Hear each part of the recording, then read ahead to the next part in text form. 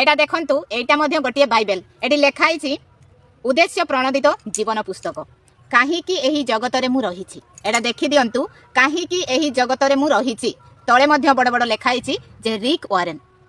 आपण माने भल कि देखि दियंतु। अवश्य एही बहीटी को मु अधिकांश समय रे पढ़े किंतु एही बही रे तो कोनोसी जगह रे लेखा हेनी जे आदिवासी माननकु ख्रिस्टियन धर्म रे कन्वर्ट कर बोली किंतु मु जहा देखुची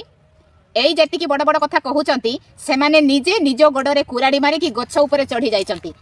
दिने समय आसीबो देखिबे से गच्छ मरी गले ए माने दुलदाल हेकी केमिति पड़िबे। रुको जरा सबर करो बोला धक्का बुक्की नहीं करने का आराम से लेने का। हाँ दीदींकर ज्ञान एते महान सबू खाता बहीपत्र को देखिले बाइबल कह देउची एते बुद्धि तर दीदी किए को कागज बही लिखिदेले ताहा कौन बाइबल हो जाए कि आदिवासी मानक ख्रीष्टान धर्म में कन्वर्ट करा जाए ना केबा करती ना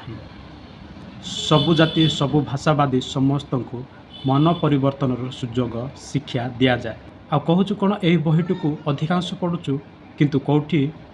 लेखा जाए ना आदिवासी मानक ख्रीष्टान कन्वर्ट करा जाए ना बोली गोटे जगार बुलिले तू कौन बुझीपारू कौटी कौन कि जिनस रही तार हेडिंग रे कौन लिखाई ताहा भी से बुझीपारुनी प्रथमे सारांश हेडिंग न जानी खाली कथा कही आसुचु दीदी तोर बुद्धि तोर ज्ञान ही तोर भक्ति ही जना पड़ुची एठी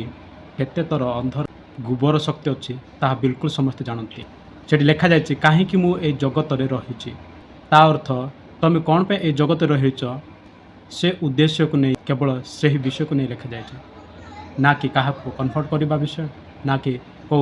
अलग टॉपिक विषय लिखा है हेडलाइन कौन पढ़ुचु कौन बुझौचु कौन दीदी आमर ज्ञानी माता बोधे ये ही दुर्गा माता